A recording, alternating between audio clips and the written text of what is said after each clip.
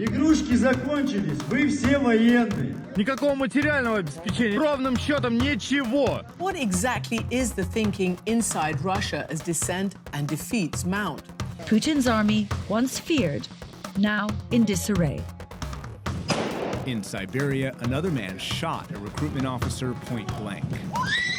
They recruit actually everybody. Old people, sick people, people without any military experience. Никакой медкомиссии не было нигде, блядь. Здесь психически неуравновешенные.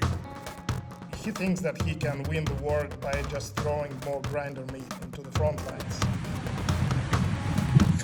Все, издохники. We found some posts by newly recruited soldiers. 29-го у нас отправка предстоит в Херсон. Подготовки перед отправкой в зону боевых действий не будет. They can face a prosecution in case they will be catched with a smartphone. But at the same time, there is much less discipline. So they are using their smartphones more often. Their motivation is exactly the same as ours, to share the brightest moments of their life. And a lot of them trying to complain. Предупредили, что будут условия еще хуже. Что мы будем тут делать, хуй просышь.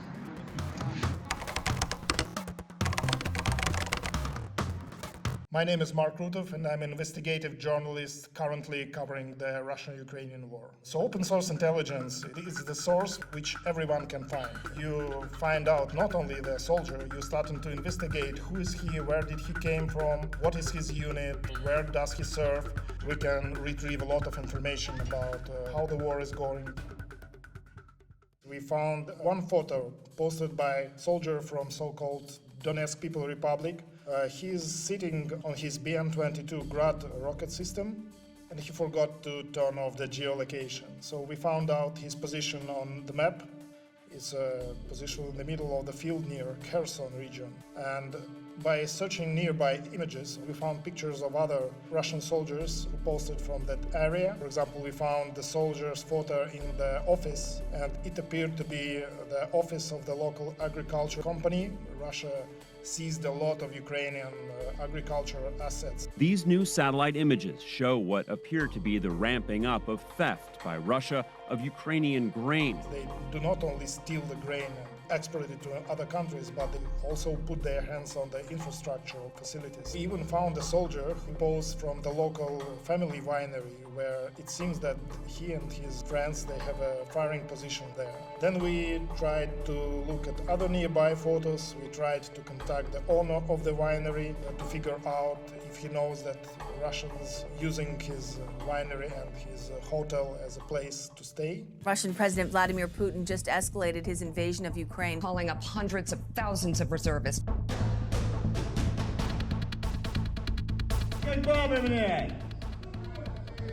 Рот закройте, себя ведите достойно. Что вы орете все?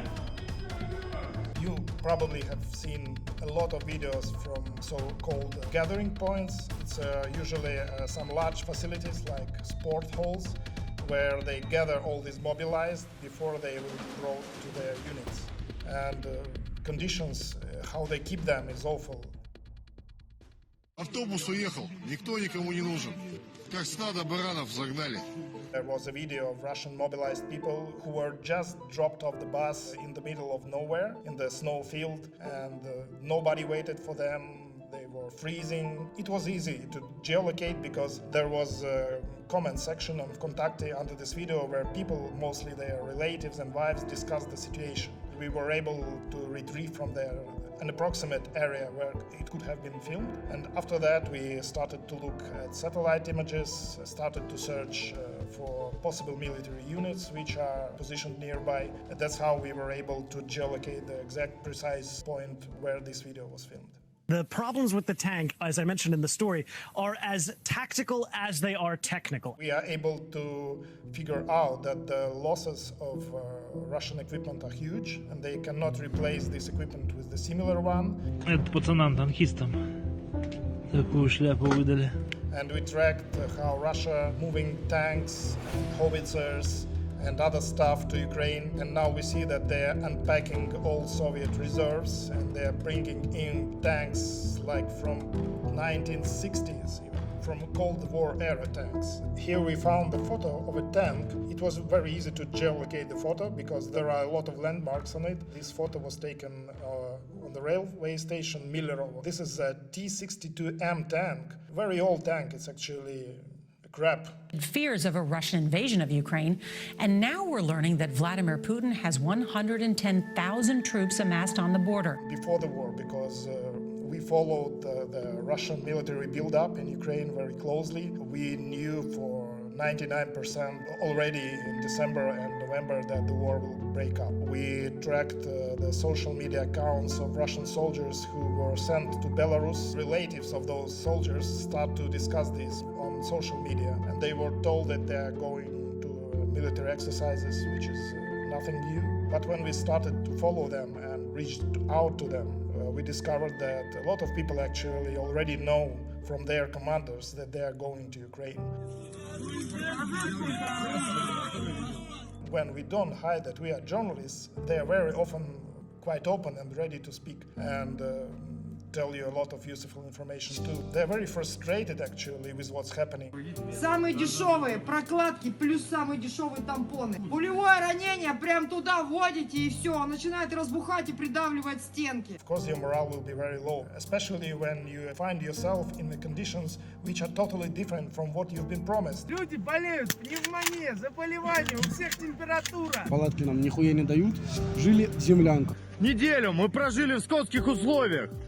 Абсолютно скотских. It's one thing when you are at your home city and if you say something, police will come after you.